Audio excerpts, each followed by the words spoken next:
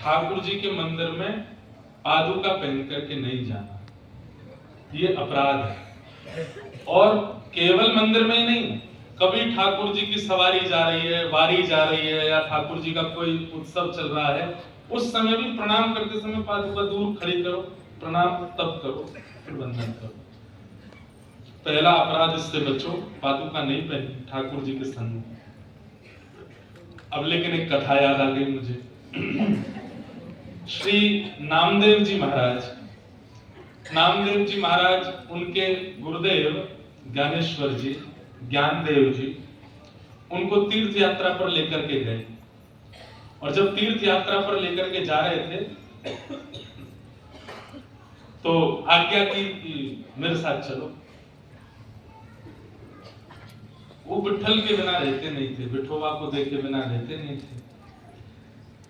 बंधुओं, जब ऐसा होने लग जाए ना आपके साथ कि आप अपने ठाकुर जी को देखे बिना रह नहीं सकते, अब कहीं भी आना जाना भी नहीं सुहारा, तो ये मत सोचिए कि आप नहीं रह सकते, वो नहीं रह पा रहे आपके बिना।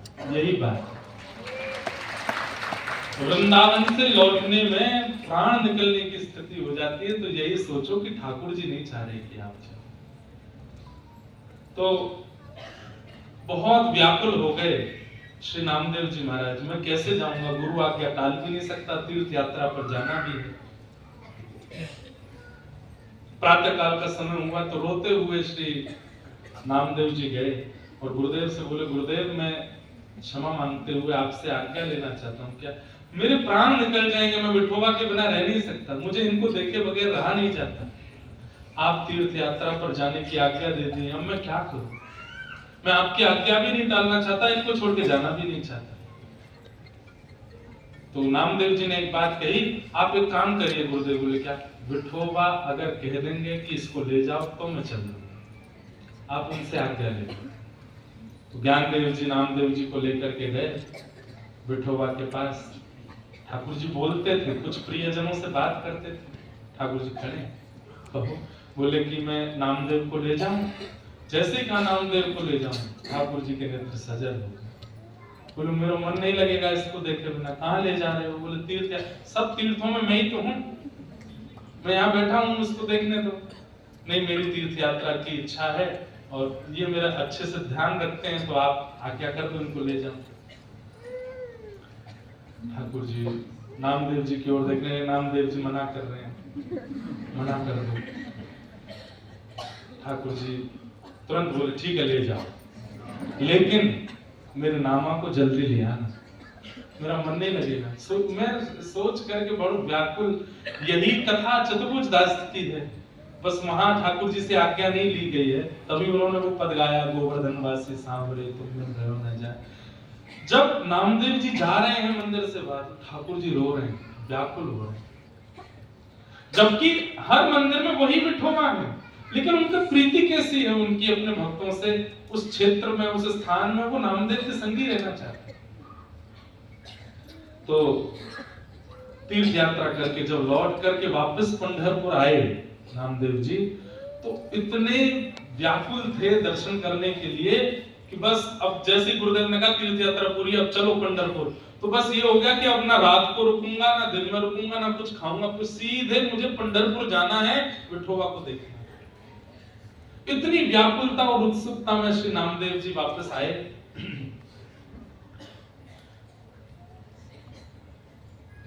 लौट करके जैसे पंढरपुर आए तो पादुका उतार देते थे, परिक्रमा करके मंदिर में जाते थे, तो पादुका उतार के अपने स्वाफी में बांध करके कमर पर बांध लिए।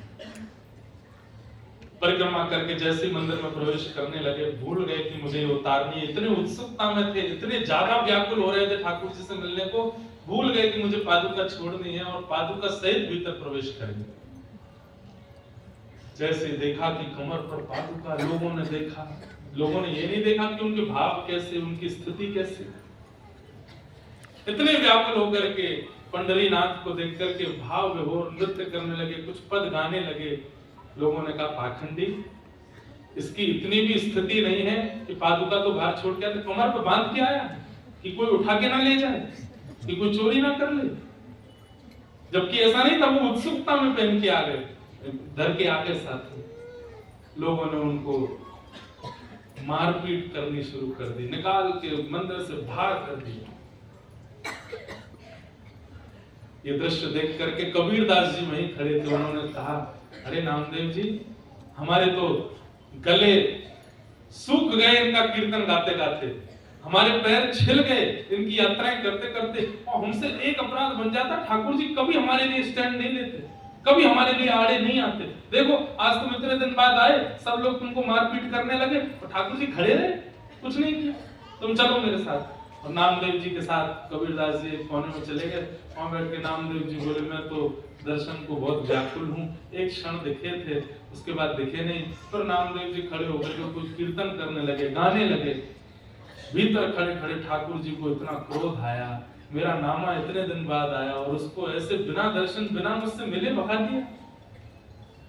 लाखों की तादाद में पब्लिक सामने दर्शन के लिए खड़ी थी, दक्षिण मुख की ओर नामदेव जी बैठकर के कीर्तन कर रहे थे। जैसे पलक झपकी, सब दर्शनार्थियों ने केवल पलक झपकते ही ठाकुर जी ने अपने मंदिर का पूरा स्ट्रक्चर ही नामदेव जी की ओर मोड़ दिया। दुनिया खड़ी रही सामने,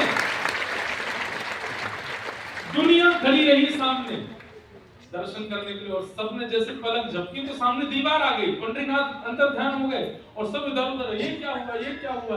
तभी देखा कि जहां नामदेव जी बैठ करके कीर्तन कर रहे थे, ठीक उनके सामने श्री पंडरीनाथ खड़े होते, नामदेव और पंडरीनाथ जी बीच में कोई नहीं, बस दर्शन कर रहे हैं। ये पंडरीनाथ जी का मंदिर उसी दिशा में दक्षिण मुखी है, जबकि दक्षिण मुखी मंदिर कम होते हैं, पर नामदेव जी वहां बैठे थे, इसलिए ठाकुर जी ने अपने मंदिर का मुख ही बदल दिया। लेकिन ये अपराध है कि आप ठाकुर जी के दर्शन में या ठाकुर जी की किसी भी वारी में, सवारी में पादुका नहीं पहनेंगे। कभी दिख भी जाए ठाकुर जी सन्मुख आ, कई बार ऐसा होता है कि ठाकुर जी या ठाकुर जी के वैष्णव भी सामने से आ रहे हैं, तो हम उनको पादुका सहित भी प्रणाम करते नहीं, पादुका उतारिए उसके बाद प्रणाम करें।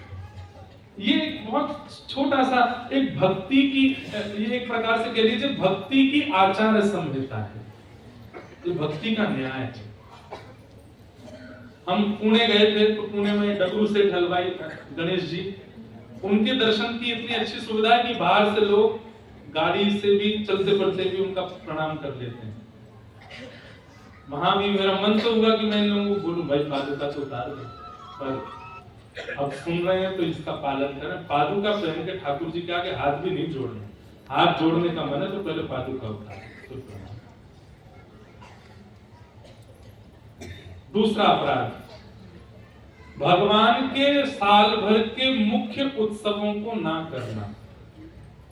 जन्माष्टमी हो गई, रामनवमी हो गई, अक्षय तृतीया हो गया, अक्षय नवमी हो गई, दीपावली हो गई, गोवर्धन पूजा हो गई, और आपके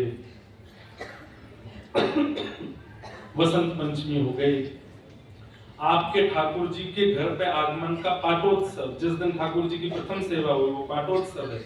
याद रखना चाहिए हर व्यक्ति को कि हमारे लाल जी पहली बार कब आए घर पे, और वो दिन पाटोत्सव है ठाकुर जी का, उसको हर साल मनाना। ऐसे मुख्य उत्सवों को ना बनाना ये भी एक सेवा अपराध है। घर में सूतक है, पातक है या किसी प्रकार, तो बात अलग है, बाकी आपको ठाकुर जी का उत्सव करना चाहिए। तीसरा सेवा अपराध, आज 5 अपराध बताएंगे फिर कल और बता देंगे। तीसरा सेवा अपराध, भगवान के दर्शन करके खड़े खड़े हाथ जोड़ करके बिना दंडवत किए वापस चले जाना, ये एक अपराध है। हाँ, वो बात अलग है कि आपकी कमर में कोई दिक्कत है या शरीर से आप उतने योग्य नहीं हैं तो कोई बात नहीं, लेकिन ये सेवा अपराध है कि ठाकुर जी के आपने दर्शन किए और फिर उसके बाद प्रणाम नहीं किया। भाई लोगों को साष्टांग प्रणाम करना, दंडवत प्रणाम करना चाहिए, और माताएं बहनों को साष्टांग 6 अंगों से प्रणाम करना, पूरा लेट के प्रणाम नहीं करना चाहिए। 4, अशुद्ध अवस्था में मंदिर जाना। अशुद्ध अवस्था में मंदिर जाना ये भी एक सेवा अपराध है। आप नहाए नहीं हैं। कई बार ऐसा होता है कि मंगला में, एक बार की बात है, मैं राधारमण जी की मंगला करने गया, तो मेरे बगल में एक माता जी खड़ी थी, बहुत देर से कोहनी मार रही थी। मैंने जी कहा बात है भैया ने कितकू है जा दर्शन करने लगी करते करते करते बोले याले में वाह बहुत सुंदर। मैंने की इतनी कोनी मारी मैं तो ब्रजवासी तो ऐसे आपस में आनंद विनोद करते हैं। मैंने भैया नहा धो के आई हो? ना मैं तो नहाई, मैं तो ऐसे ही आऊं रोज।